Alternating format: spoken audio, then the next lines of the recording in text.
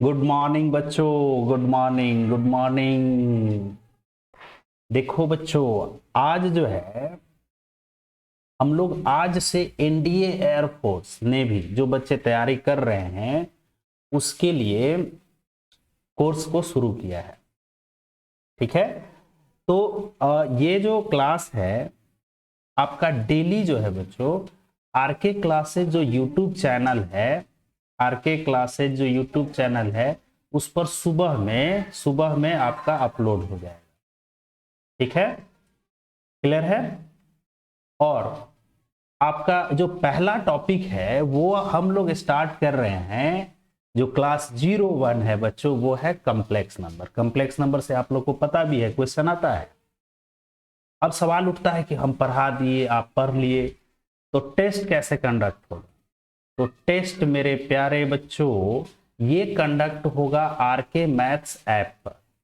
ठीक है। इस ऐप के जरिए जो आप लोग का कोचिंग का चैनल है, इसी ऐप पर 12th का क्लास चल रहा है, 11th का भी क्लास अभी एक बैच स्टार्ट हुआ है, ये चल रहा है। नेक्स्ट मंथ से देखो ऑफलाइन क्लासेज भी शुरू होंगे, तो एनडीए एयरफोर्स का भी ऑफलाइन क्लास शुरू होगा। ठीक है। तो अभी फिलहाल आरके मैथ्स ऐप पर जो है आप लोग का जो आपका कोचिंग का चैनल है इस पर टेस्ट होगा।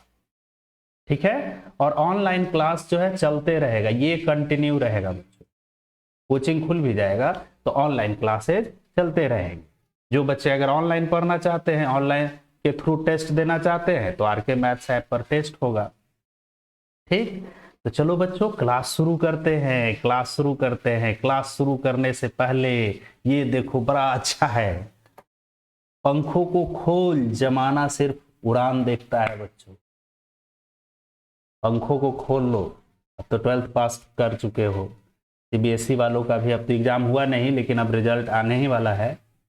अब बच्चों पंखों को खोल लो, जमाना सिर्फ उड़ान देखता है, सिर्फ और सिर्फ उड़ान देखता है। बच्चों खूब मन लगा करके अब पढ़ो, अब समय आ गया है ये अच्छे से तैयारी करके कहीं सेटल हो जाए। तो चलिए देखते हैं, स्टार्ट करते हैं। फर्स्ट टॉपिक जो है हम लोगों का आज वो है कॉम्प्लेक्स नंबर। ठीक है। कॉम्प्लेक्स नंबर देखो मेरे प्यारे बच्चों, इसके बारे में तो आप लोग पढ़ चुके हैं, 11th में पढ़ चुके हैं, लेकिन पहले थोड़ा सा हम लोग पढ़ेंगे। ठीक है। और फिर उसके बाद क्वेश्चन देखेंगे। हर एक लेक्चर में जो है 10-10, 15-15 क्वेश्चन लेंगे, पहले पढ़ा करके साथ साथ एग्जाम्पल देखेंगे, और फिर उसके बाद सेट हम लोग बनाएंगे। ठीक। तो देखो बच्चों, सबसे पहले इमेजिनरी नंबर, इमेजिनरी नंबर जिसको हम आयोटा भी कहते हैं, इसको आई से डिनोट करते हैं। ठीक है। तो आई का वैल्यू होता है बच्चों √-1। ठीक है। आई स्क्वायर का वैल्यू होता है -1।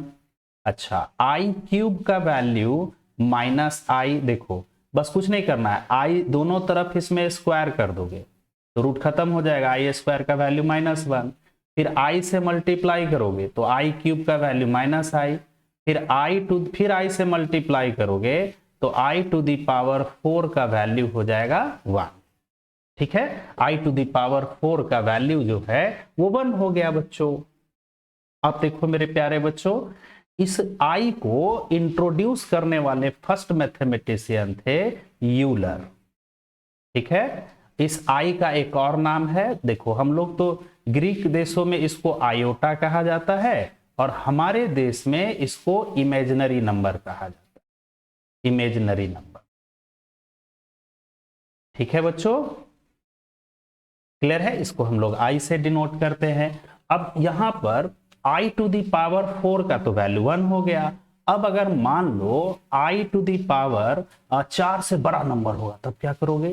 जैसे आई टू दी पावर मान लो 18 है, 4 से बड़ा नंबर है, तो 4 से 18 में डिवाइड कीजिएगा। 4 से 18 में डिवाइड करोगे तो 4 4 जा 16, तो 8 में से 6 जाएगा 2, यानी रिमाइंडर कितना बचा 2। तो जो रिमाइंडर बचेगा वही आई का पावर में हम लगा दें, यानी आई स्क्वायर, और आई स्क्वायर का वैल्यू हो गया -1। आई स्क्वायर का वैल्यू देखो -1 है। ठीक है, आई स्क्वायर का वैल्यू क्या है -1। इसी तरह बच्चों मान लो आई टू दी पावर -17 है, -17, इसका हमको वैल्यू निकालना है। तो पहले आप लोग को पता है, देखो a to the power -m, इसका वैल्यू होता है 1/a to the power m। तो i टू दी पावर -17 का वैल्यू हो जाएगा 1/i टू दी पावर 17। कर दिए। अब देखो 4 से ज्यादा है ना, 4 से ज्यादा है, तब क्या करेंगे, 4 से डिवाइड करेंगे, रिमाइंडर कितना बचेगा, 4 से 17 में डिवाइड करोगे तो रिमाइंडर बचेगा 1, यानी 1/i। तो i टू दी पावर -17 का वैल्यू हो गया 1/i। ठीक है, अब क्या करोगे, डिनोमिनेटर में i नहीं रहता है, तब क्या करेंगे, i से हम इसको मल्टीप्लाई कर देंगे और i से डिवाइड। जब भी अगर ऐसा आएगा ना, डिनोमिनेटर में अगर i आ जाएगा मेरे प्यारे बच्चों, मेरे बहादुर बच्चों, ठीक है, हमारे देश के वीर जवानों, जब भी डिनोमिनेटर में i आ जाएगा तो i से मल्टीप्लाई और i से डिवाइड कर देंगे। तो देखो वीर जवानों, i को 1 से मल्टीप्लाई करोगे तो i, अच्छा i इंटू आई स्क्वायर, और आई स्क्वायर का वैल्यू है -1, तो i अपॉन -1 यानी हो गया -i। ठीक है, तो ये तो क्लियर हो गया। अगर 4 से ज्यादा पावर होगा तो हम लोग जो है 4 से डिवाइड कर देंगे और जो रिमाइंडर होगा वो i का पावर में लिख देंगे।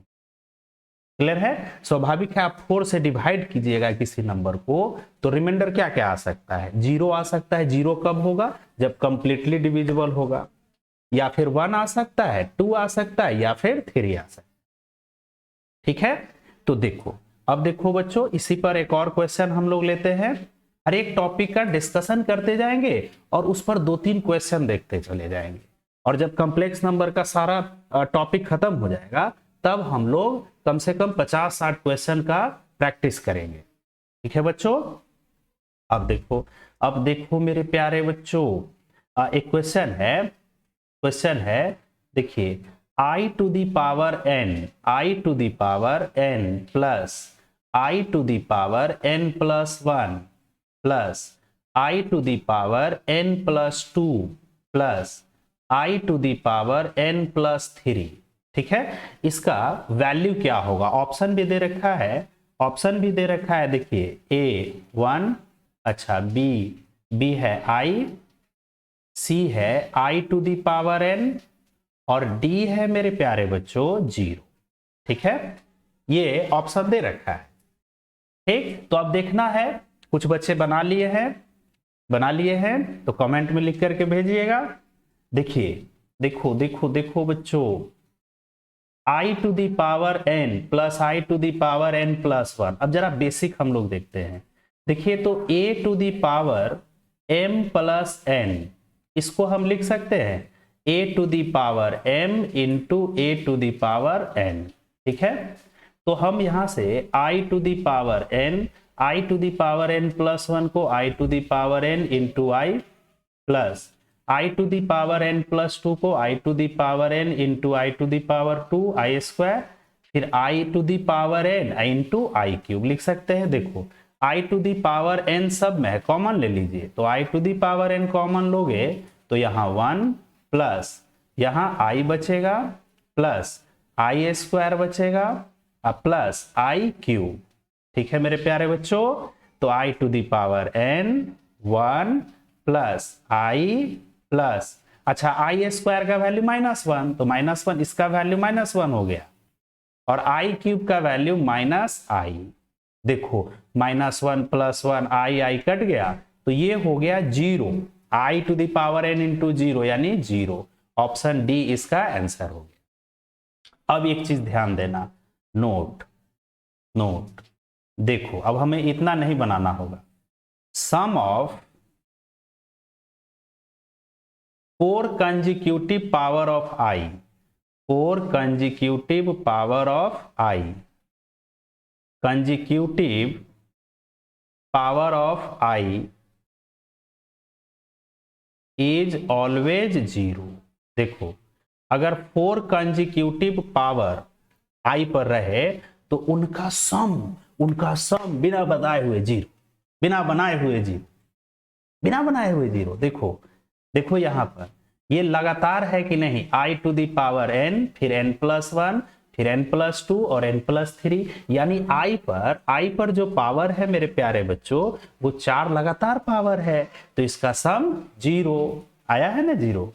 देखिए i to the power 5, i to the power 6, i to the power 7 और आई टू दी पावर 8। देखो ये 4 लगातार है ना, 5 6 7 8, तो इसका सम हो जाएगा जीरो।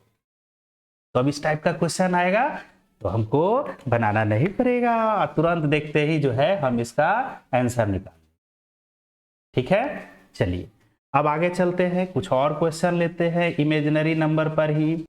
देखो बच्चों कुछ और क्वेश्चन देखिए, कह रहा है i to the power n, एक सेट है i to the power n plus I to the power minus n, n belongs to integer, n जो है वो क्या है, इंटीजर है, इज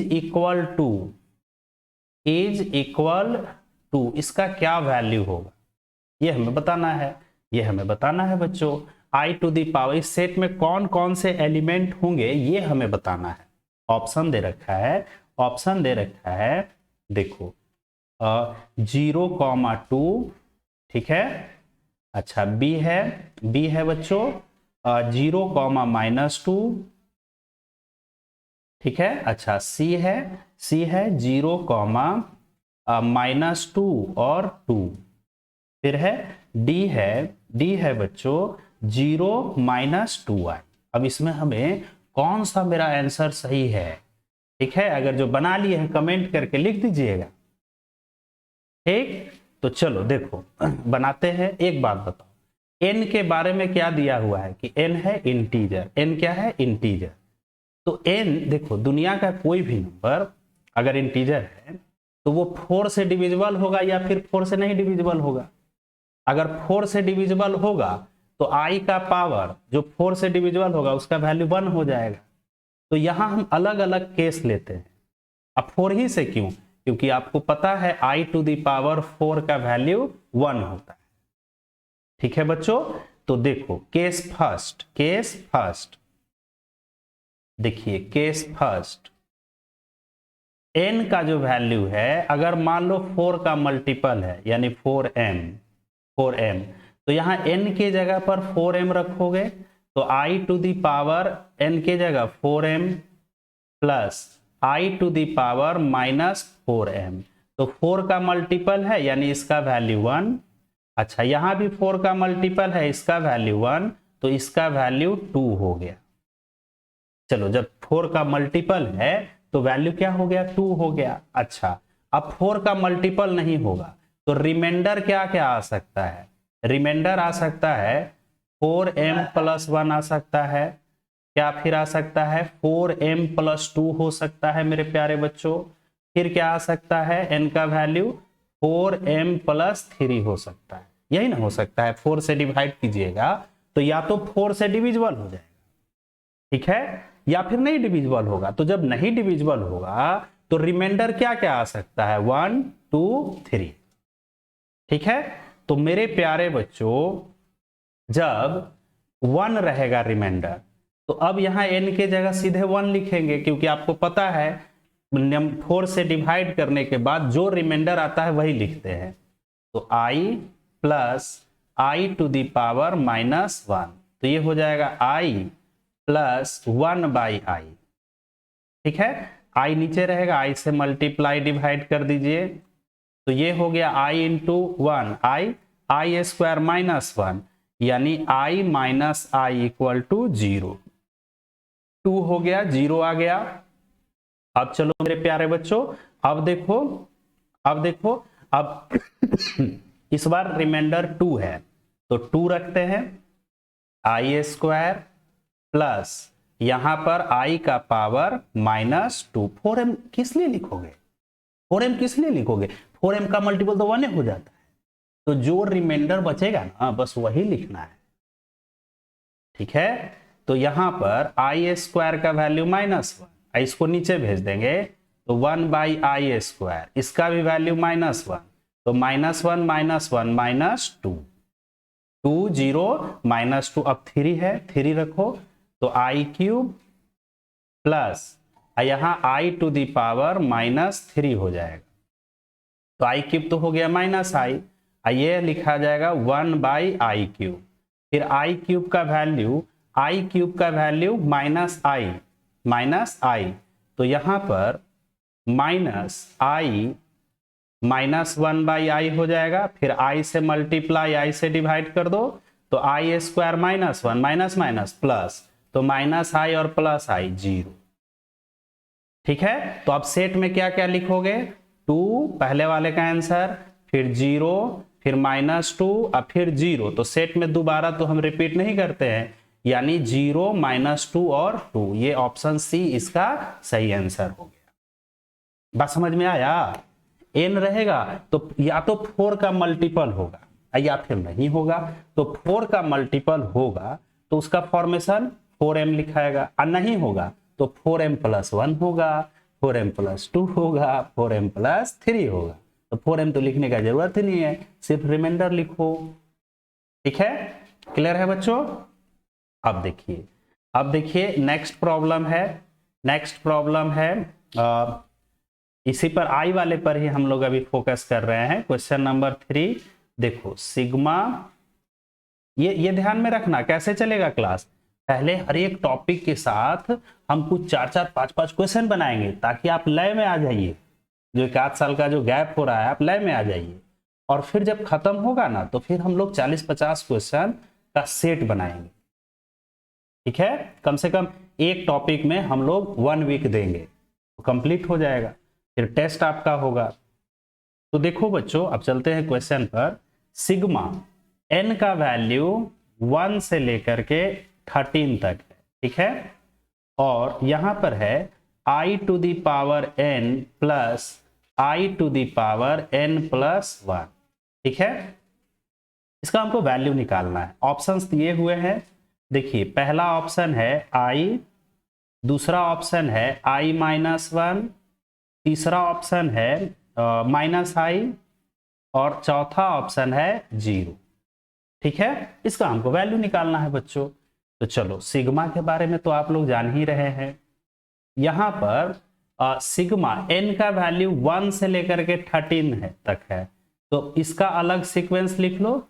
n की जगह 1 रखोगे तो i, फिर 2 रखोगे i², फिर 3 रखोगे i³, dot dot dot dot, और लास्ट में n की जगह 13 रखना है, तो i⁻13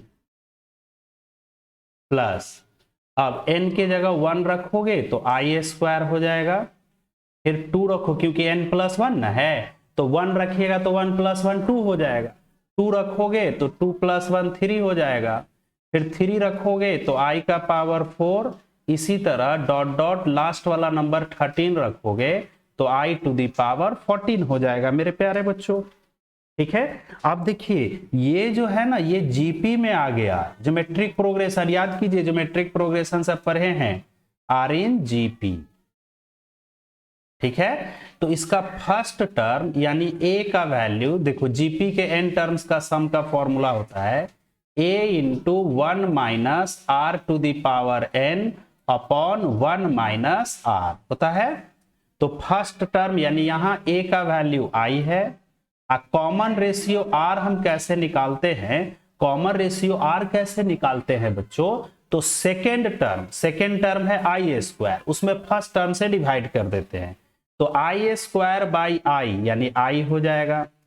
अच्छा, n का वैल्यू कितना है, तो 1 से लेकर के 13 यानी 13 टर्म है। अच्छा, ये भी जो है आपका जीपी में है, इसमें इस सीक्वेंस में फर्स्ट टर्म है i², कॉमन रेशियो है second term by first term, i³ में मेरे प्यारे बच्चों, मेरे बहादुर बच्चों डिवाइड करोगे तो i आएगा, और नंबर ऑफ टर्म्स इसमें भी आपका 13 है। दोनों के लिए n का वैल्यू 1 से लेकर के 13 है। फटाफट सम का फॉर्मूला अप्लाई कर दो फर्स्ट सीक्वेंस के लिए, इसके लिए तो a का वैल्यू i हो गया, 1 माइनस r है i to the power n यानी 13 upon 1 minus r, 1 minus r होता है तो r की जगह i, फिर प्लस है, फिर यहां a का वैल्यू है इस सीक्वेंस के लिए i स्क्वायर है, फिर 1 minus i to the power 13 upon 1 minus i। चलो बच्चों, तो i टू दी पावर 13 4 से ज्यादा आ गया, 4 से ज्यादा आ गया तो क्या करोगे, 4 से डिवाइड करेंगे, रिमाइंडर क्या बचेगा 1 तो हो जाएगा 1 माइनस 1, ठीक है, upon 1 minus i, 1 minus i plus i square, यहां भी वही हाल, 1 minus i upon 1 minus i, ये कट गया, ये कट गया, i स्क्वायर माइनस 1 यानी i माइनस 1, ये आंसर हो गया। ऑप्शन बी इसका सही आंसर हो गया बच्चों। क्लियर है, बिल्कुल क्लियर है। अब देखिए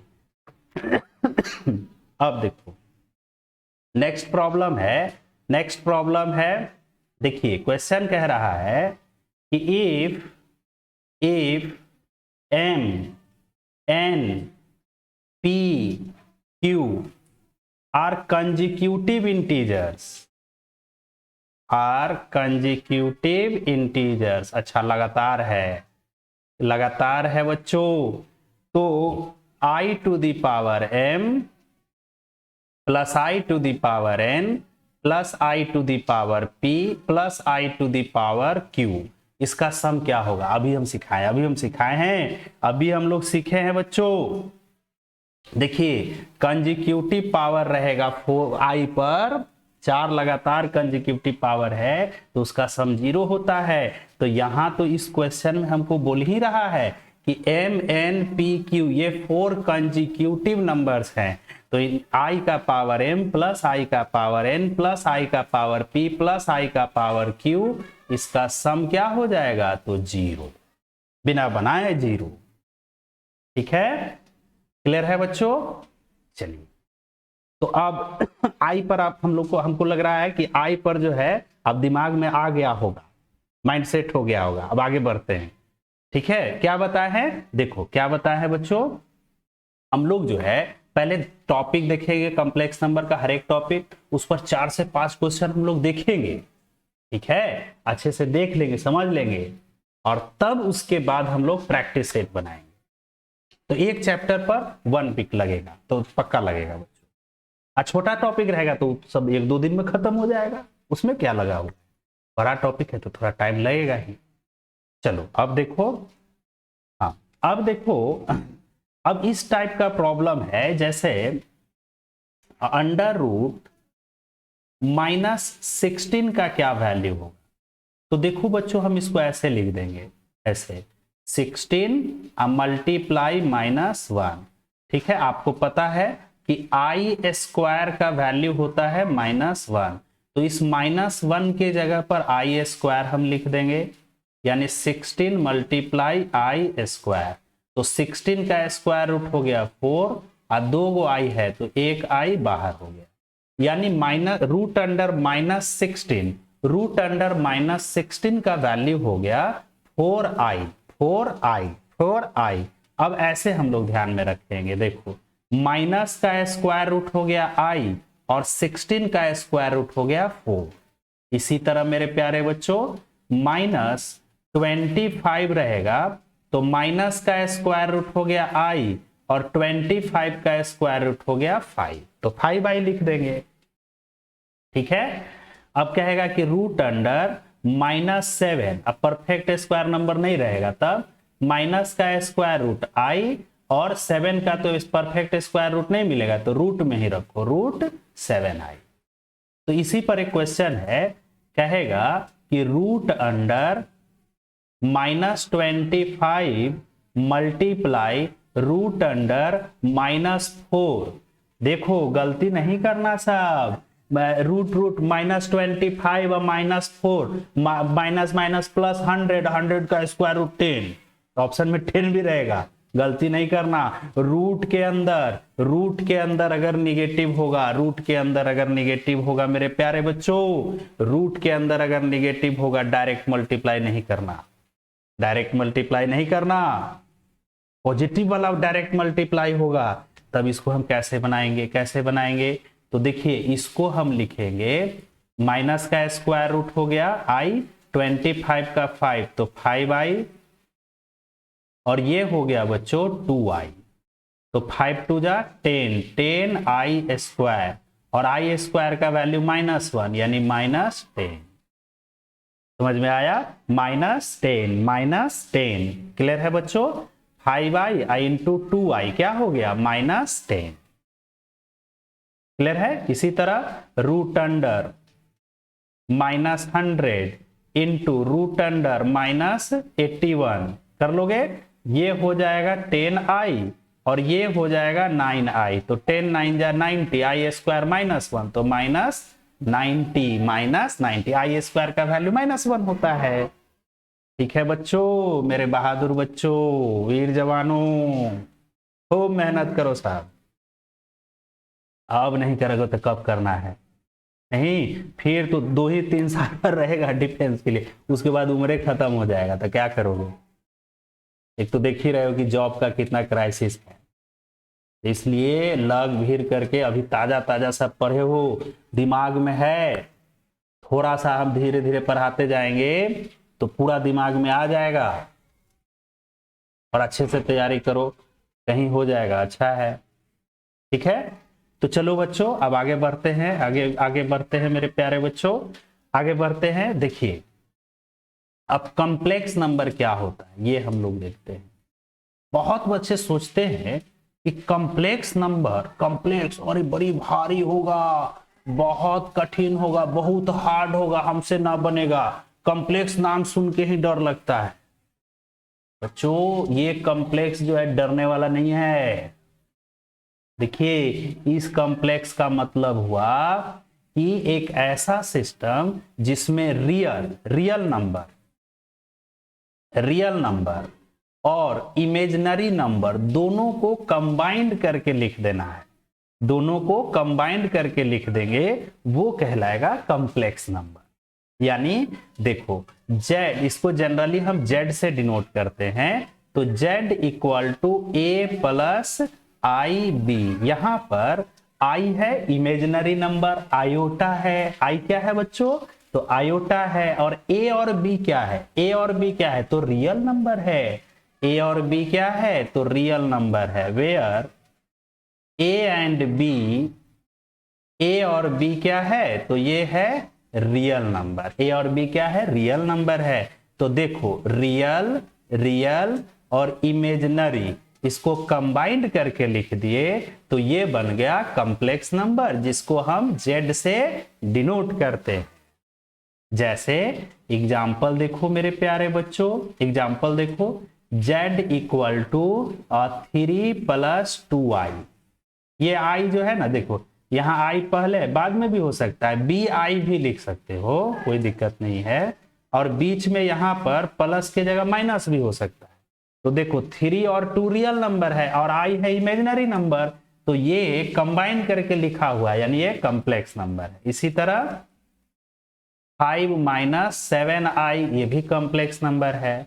ठीक है बच्चों, क्लियर है?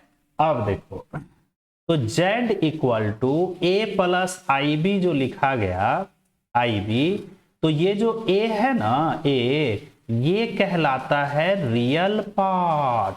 इसको क्या कहते हैं? Real part.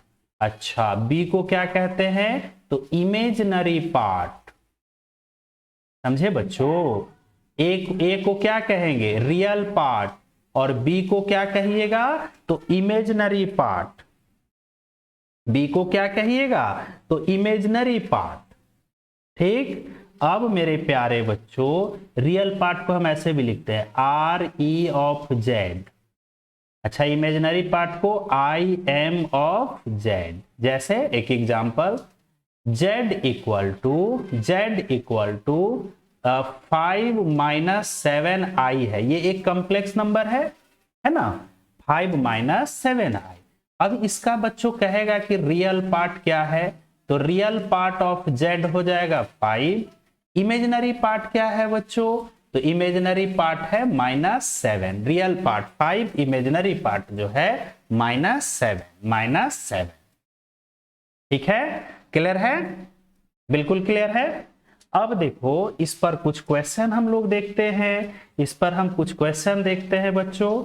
देखो क्वेश्चन है कि साइन इनवर्स, 12th में साइन इनवर्स सुने हैं नाम, z-1 अपॉन i, ठीक है, where z is non real, z क्या है, रियल नहीं है, can be angle of triangle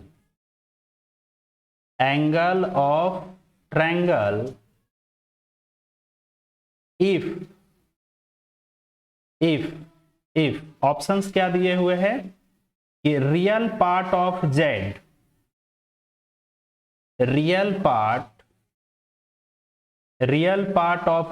जो है वो होगा 1 और इमेजिनरी पार्ट ऑफ z जो है वो होगा 2।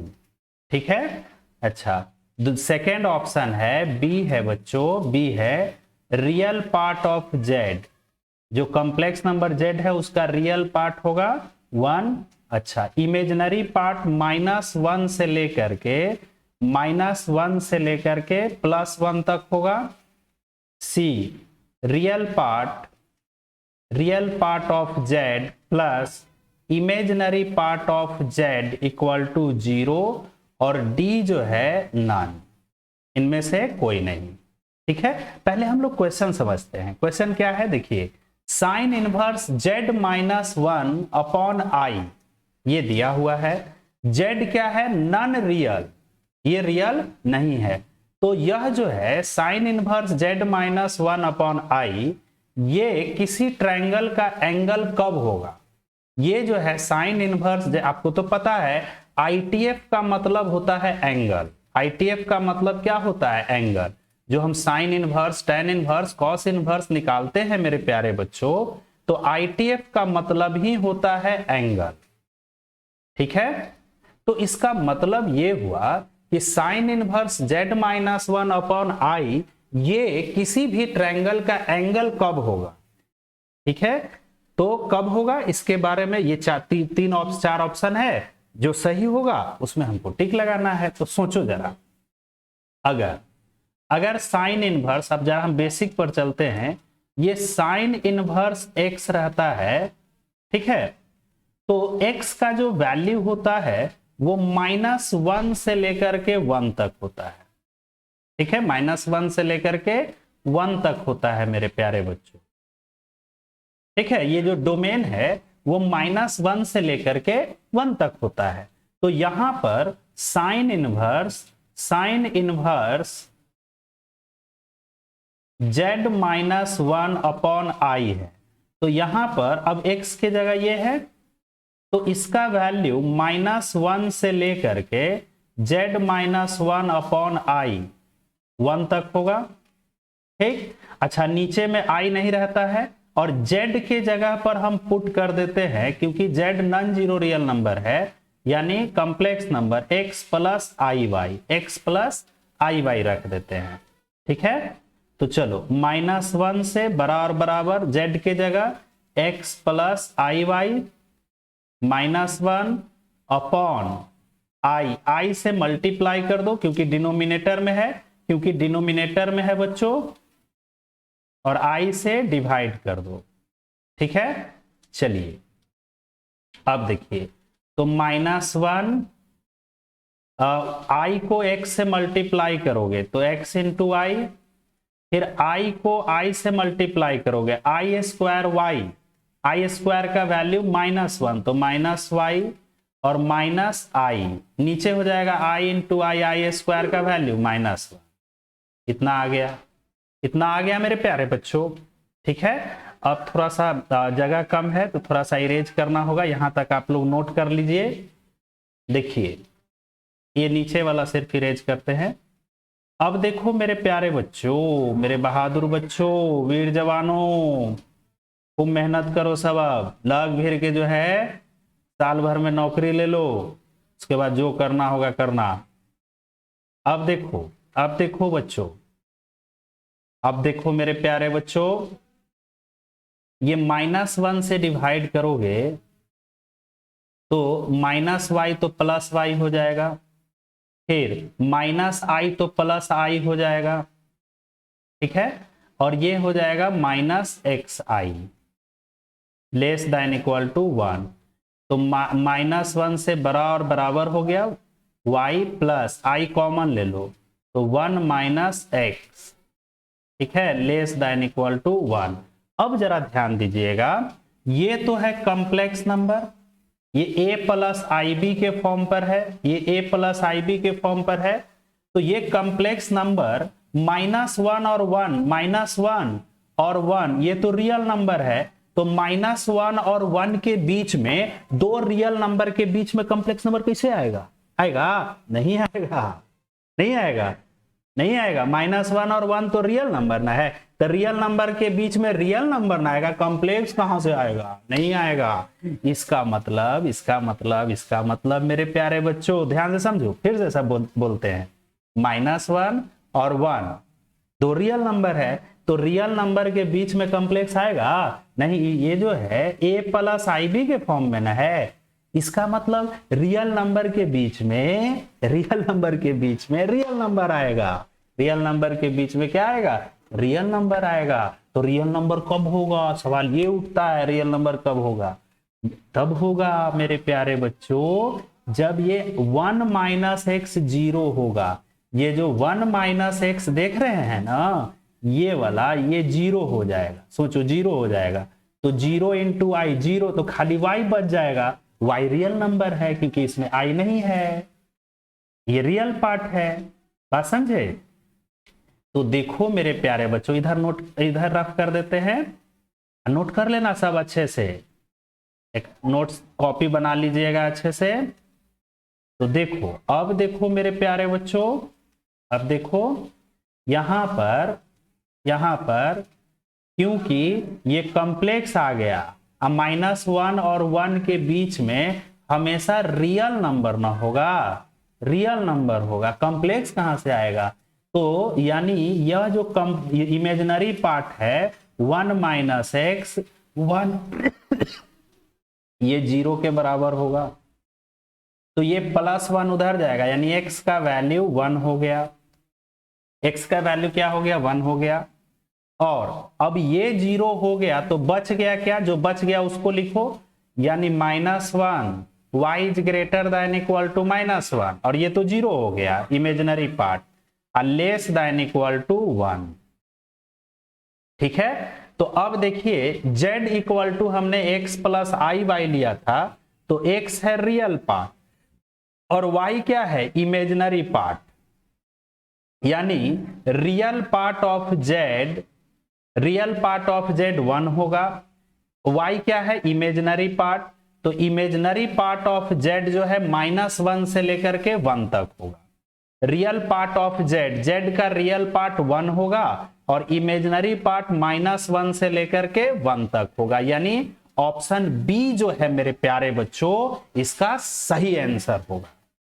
देखिए हमको समझाना है तो थोड़ा सा टाइम लगेगा, नहीं टाइम देंगे तो तुम लोग समझोगे कैसे?